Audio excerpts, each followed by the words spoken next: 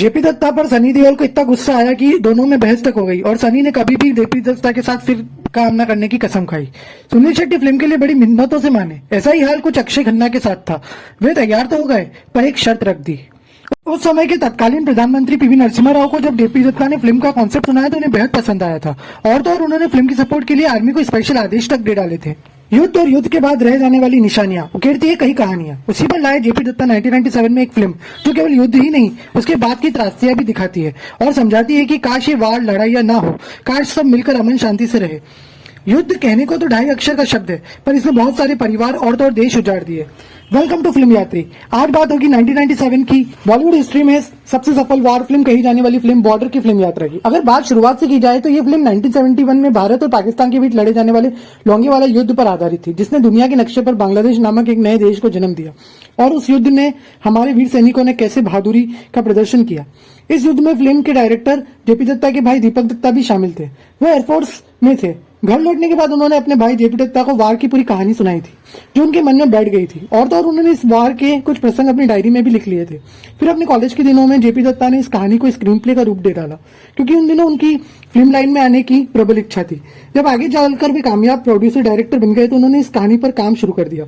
उन्होंने ये फिल्म अपने छोटे भाई दीपक दत्ता को ही ट्रिब्यूट देने के लिए बनाई थी, जो आगे चलकर एयरफोर्स में ही एक विमान दुर्घटना में शहीद हो गए थे। ये तो कहा जाता है कि असल में लोंगेवाला युद्ध में पाकिस्तान के 2000 सैनिकों और 40 टैंकों के मुकाबले केवल 120 भारतीय सैनिकों ने मोर्चा संभाला था, जिनके पास बंदूकों की सिवा सिर्फ एक तोप थी। इस युद्ध में केवल भारत के 2 सैनिक और 5 ऊंट शहीद हुए थे, जबकि पाकिस्तान के 200 सैनिक मारे गए थे।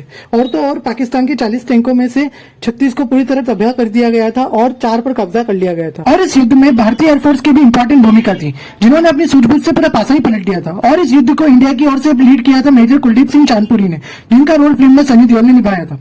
वैसे फिल्म में नाट्य रूपांतर करने के लिए इंडिया के भी बहुत से सैनिकों को मरते दिखाया है, परंतु वो सिर्फ युद्ध की त्रासदी और दर्द को समझाने के लिए सिनेमैटिक लिबर्टी ली गई थी। अगर फिल्म की स्टारकास्ट की जाए तो फिल्म एक बहुत बड़ी मल्टी स्टारर फिल्म गिनी जाती है, जिसमें मुख्य भूमिका क्रमशः सनी देओल, सुनील शेट्टी, अक्षय खन्ना, पूजा बेदी, जैकी श्रॉफ, कुलभूषण खरबंदा, तब्बू आदि ने निभाई थी।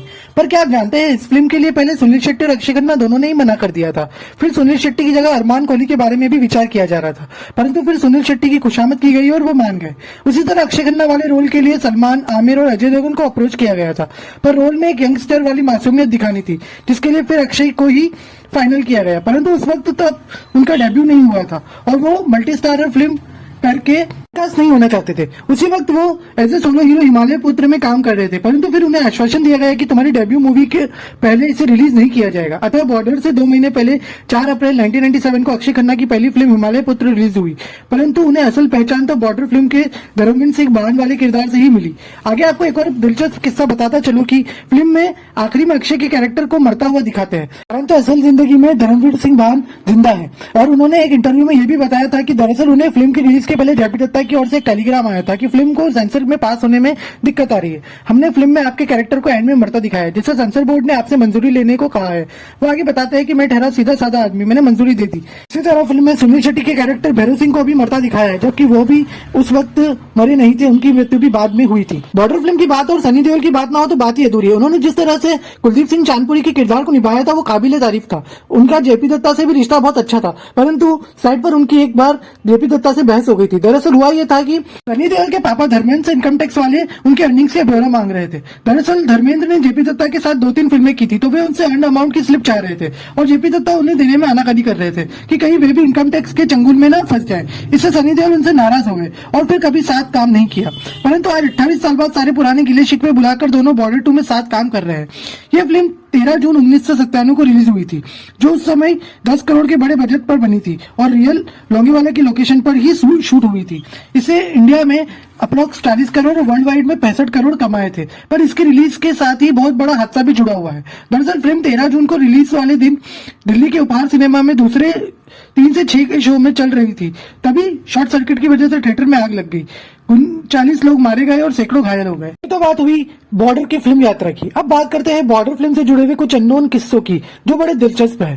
फैक्ट नंबर 1, उस समय के तत्कालीन प्रधानमंत्री पीवी नरसिम्हा राव से जेपी दत्ता इस फिल्म के सिलसिले में मिले थे। उन्हें फिल्म की कहानी बेहद पसंद आई। उन्होंने आर्मी को आदेश दे दिए इस फिल्म में निर्माण में सहायक भूमिका निभाने की, और आर्मी का ही हॉकर हंटर विमान इस फिल्म में यूज हुआ है। आर्मी की सहायक भूमिका वजह से ही ये फिल्म इतनी बेहतरीन बन पड़ी है। फैक्ट नंबर 2, फिल्म में सनी देओल ने पहली बार सरदार का किरदार निभाया था।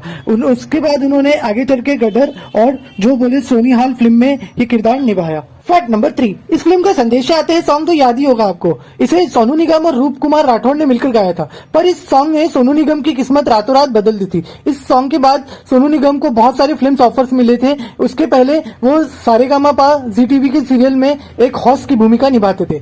फैक्ट नंबर 4, इस फिल्म में एक गाना है मेरे दुश्मन मेरे भाई। लगता है कि जो मित्रगण थे उनका ये मानना था कि फिल्म युद्ध पर आधारित है, अतः युद्ध के खत्म होने पर ये फिल्म खत्म हो जानी चाहिए। पर जेपी दत्ता का मानना था कि मुझे युद्ध के बाद की त्रासदियां दिखानी है और उससे बताने के लिए इस सॉन्ग से बेहतर कोई विकल्प नहीं था। ये थी फिल्म बॉर्डर पर हमारी फिल्म यात्रा की पेशकश। कैसी लगी आपको? पसंद आई हो तो लाइक शेयर सब्सक्राइब जरूर कीजिएगा। और आप अगली कौन सी फिल्म की यात्रा देखना चाहते हैं मुझे जरूर बताइएगा। चैनल पर आपका प्यार ऐसे ही बनाए रखिएगा। विदा लेता हूं आपसे। खम्मा गणी दोस्तों, हैव ए ग्रेट डे। जय हिंद।